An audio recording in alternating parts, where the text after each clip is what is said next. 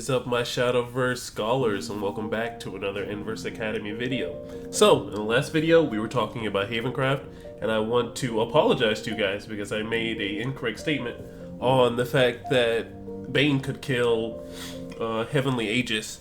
So I read the card, and I forgot that Heavenly Aegis had the whole fact of that when it can't take, damage by combat abilities, and Bane is unfortunately an ability to remove Heavenly Aegis, so I apologize for that. But we are in today's craft, and that is Swordcraft. So if you don't know what Swordcraft is, it's basically being the way of the sword. So they have a pretty good mid to late game, and they have very good early game things. So Swordcraft is a very good all-rounder.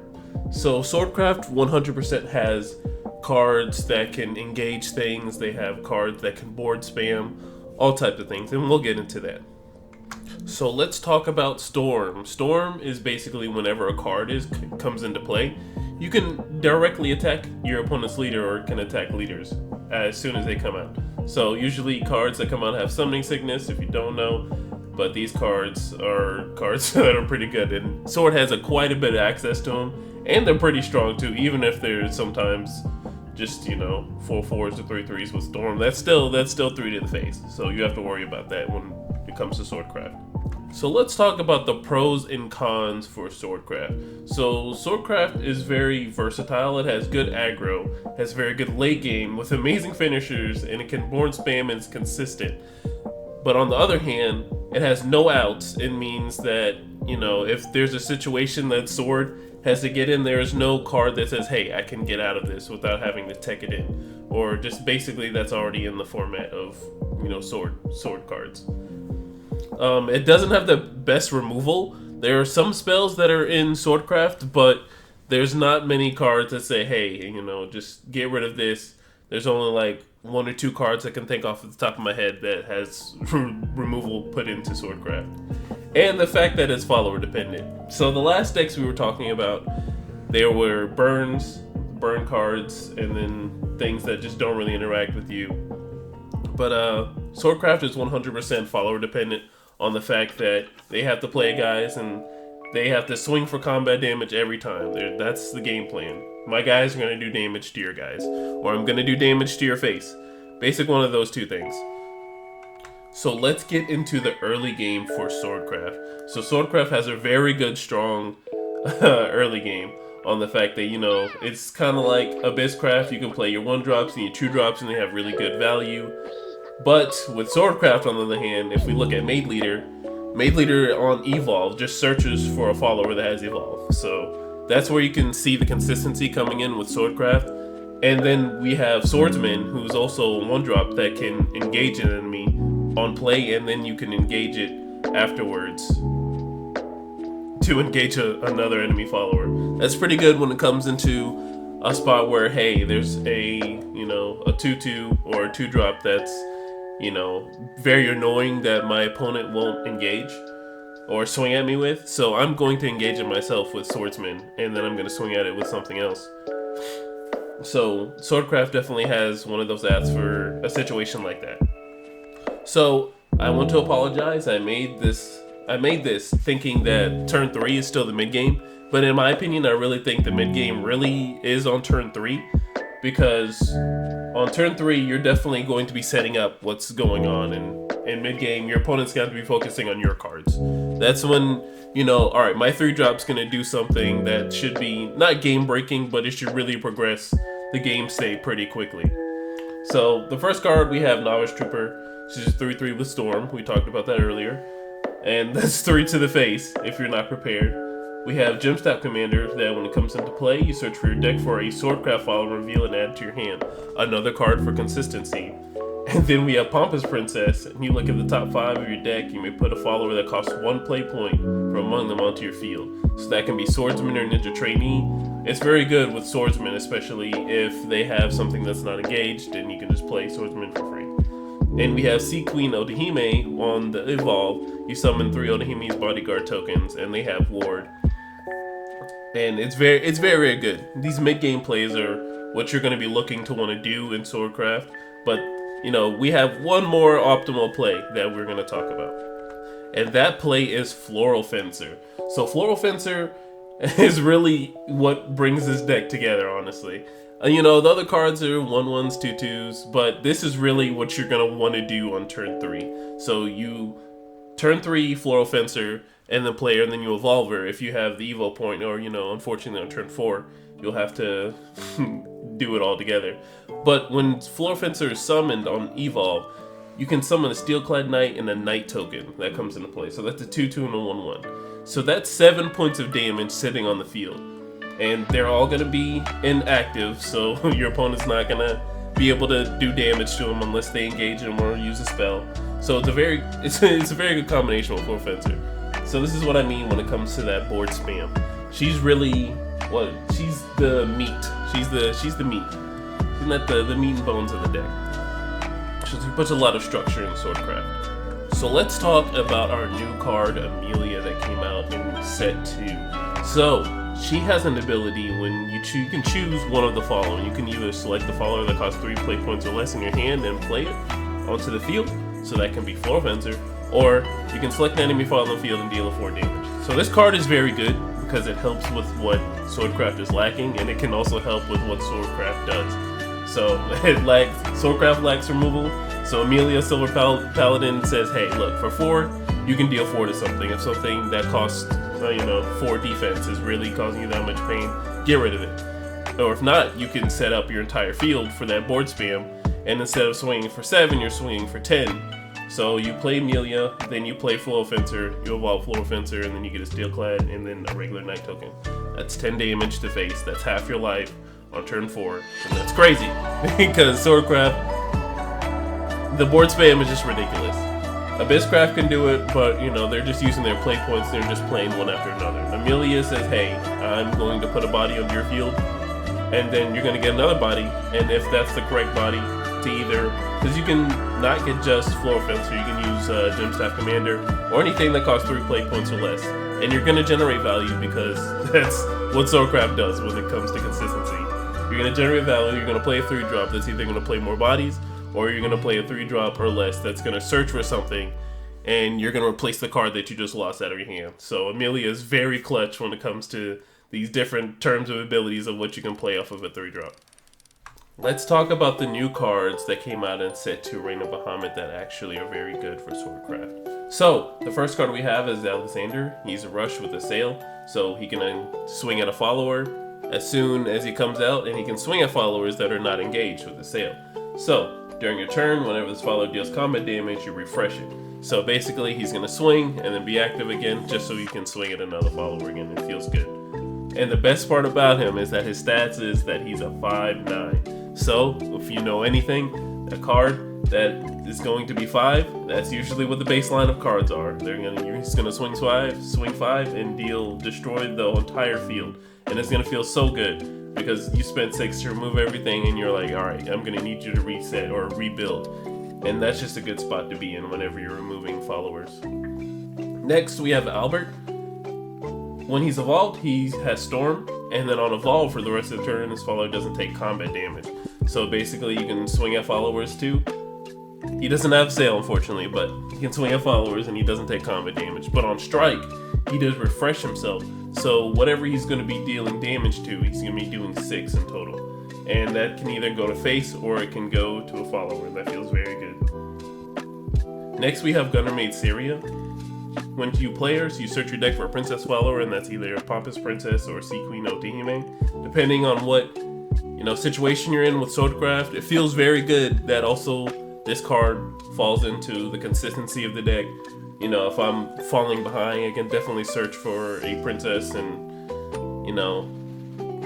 get more cards in my hand to see, how this game goes, depending on how I build it. And next we have Avon Blader. So on 4, she doesn't really do much, but when you evolve her, you can search your deck for up to 2 office followers. So the fact that you can search 2 office followers is very good because most of your deck includes office followers, and one of the cards that are your office followers has Storm. So you can set up for what you want to do on if it's turn 5 afterwards, or if you went second to turn 4. So that also helps with the consistency of seeing cards, and the fact that you played this one card and you +2 if you evolved her, it's just Absolutely ridiculous.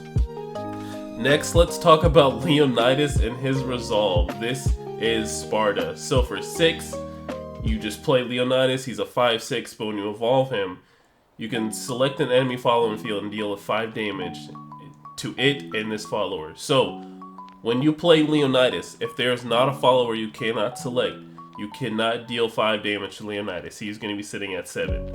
Now, the most powerful ability that Leonidas has is when he is finished off. So his last words are, he summons a Leonidas Resolve token.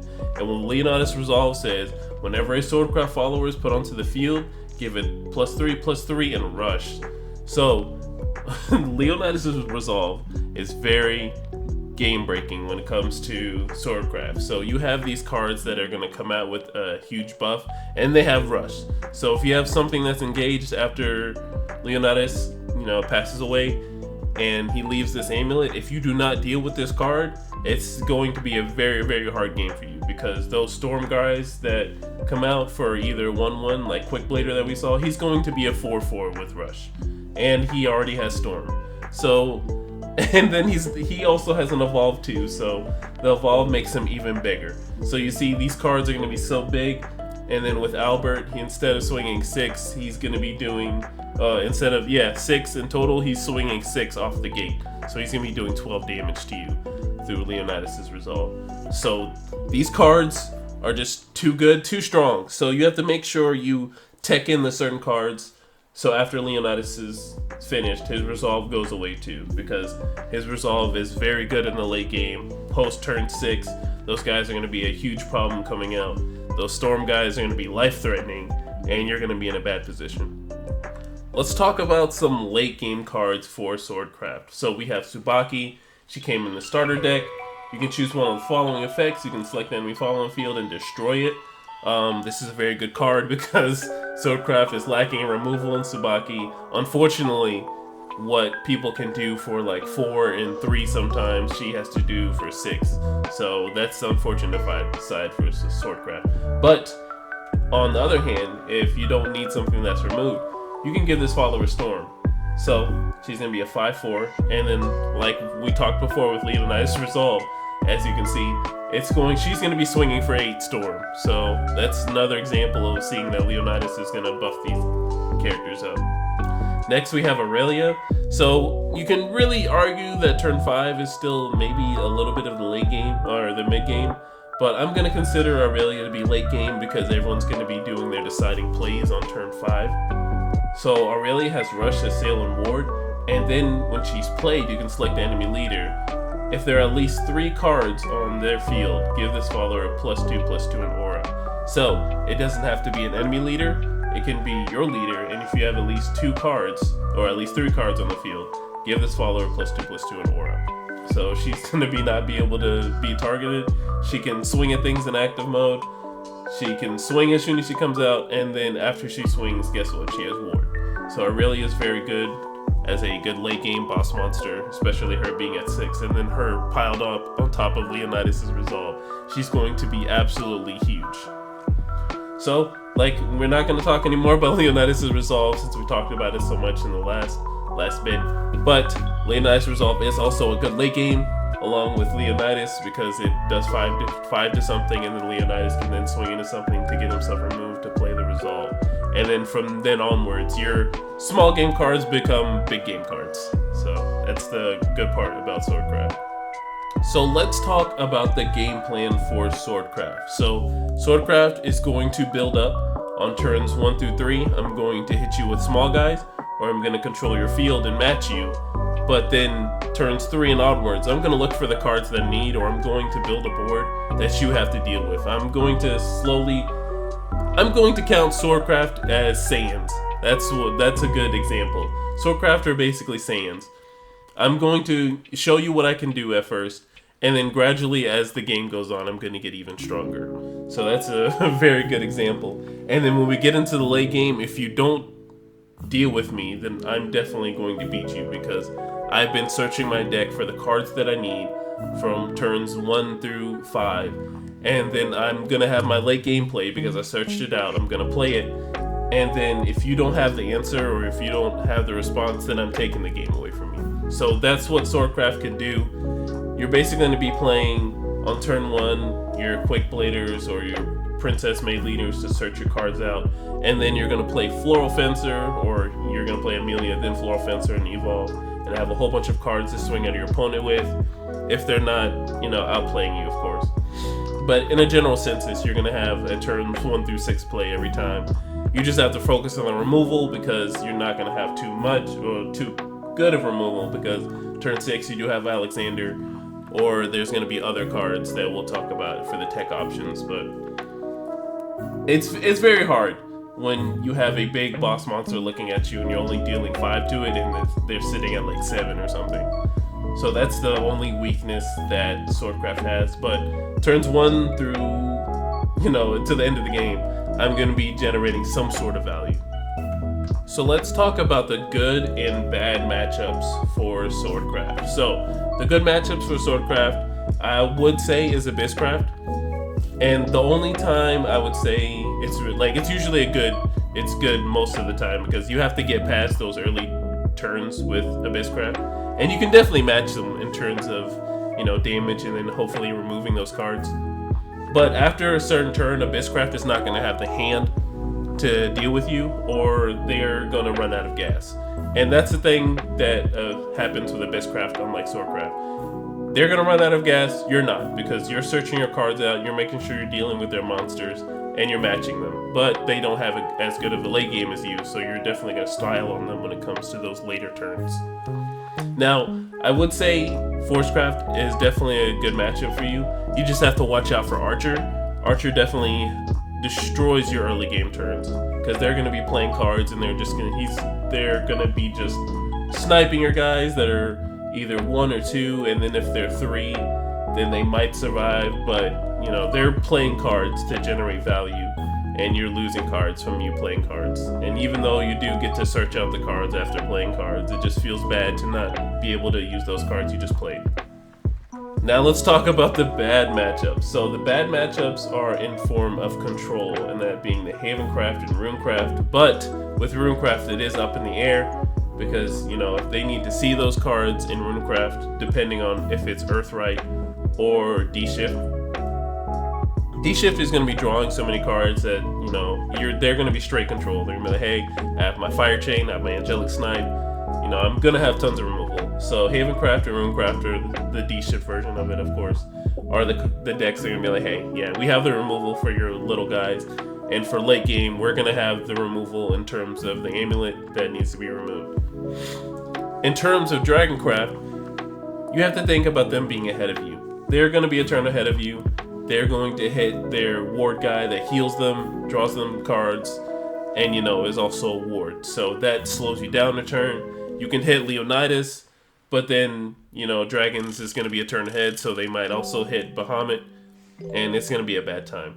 So these are the 3 decks that are the bad matchups, and they're not impossible to win, but these are pretty much the harder matchups, 100%. So let's talk about the tech options for Swordcraft. So Swordcraft, you still get into the late game with certain cards, so you definitely want to run Dark Angel Olivia for those flex options. So let's say you go first and you want to drop Leonidas without using, going straight to like 7. You can play Dark Angel Olivia and get an evolution point, or you can draw a card, gain +3 defense, or make your opponent discard a card. So she definitely has flex spot, but she also helps with turn 5, and then you want to go into Leonidas turn 6, and you can probably do some pretty good damage if they let the Leonidas' resolve stick. Next, as you know, we have Bellringer. She will always be good in terms of aggro. She will slow aggro down, especially with the Evo, dealing 2 damage. You're stopping 2 attacks realistically. Next, we have Veteran Lancer. It's an early game 2-drop, so if you're going against aggro, she does deal 2 damage and she has 3 defense. So either aggro in the form of Abysscraft 100%. They're gonna have to hit this at least 2 times for it to go away, and the fact that she has ward is just it's just so good. Next card is Unbridled Fury. So this is the spell card that helps Swordcraft with removal. So you select an enemy follower on the field and deal it X damage, X equals this number of followers on the field. So you can deal a total of 5 damage, and you know the quota. If anything is anything, it's going to be at least 5. So having this in your deck definitely helps with the quick removal. It can target a lot of things. It even gets rid of Dark Angel Olivia if you have a full field. And this card, paired up with Flow Fencer, is actually absolutely ridiculous. So what did we learn? We learned that Swordcraft has a pretty good all-rounder. So from turns 1 through the end of time, I guess, there's going to be value generated some sort of way. I'm either going to be swinging at you for your life. I'm going to be looking at, through my deck to get cards in my hand. I'm going to either flood the board. I have tons of options that I can do. So Swordcraft is one of those all-rounder decks. Very good to pick up 100% in the right hands. You will definitely do very well against your opponents. But every game is improvised. So, we do a grade for every craft that we do. And what are we going to give Swordcraft? You should already know since we talked so well about it, and if you paid attention to the pros and cons. We're going to give Swordcraft an S. S 100%. It's one of the stronger decks. It's 100% value on every play. Every turn I'm going to be doing something. And it's going to be up to you to stop me or not. Now, I do want to give a shout out to my man, Swordflex. 100% love him. He's been helping out with the videos. He helped me get myself together with these thumbnails, and I appreciate you so much, Flex. Thank you so much for helping me work this out and get the Enverse Academy going. So I want to give a huge shout out to my own Swordcraft player, Flex. Thank you so much.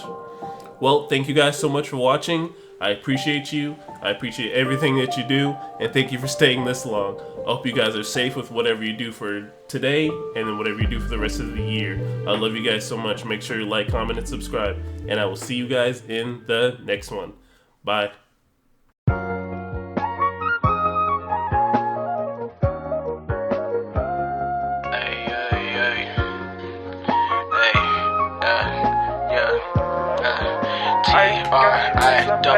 I gave you all my love, baby, my heart is cold when you're around. You warm it up, liquid gold, baby, yeah, you warm it up, liquid gold, baby, and my affection, all that paper you wasted. Take my love.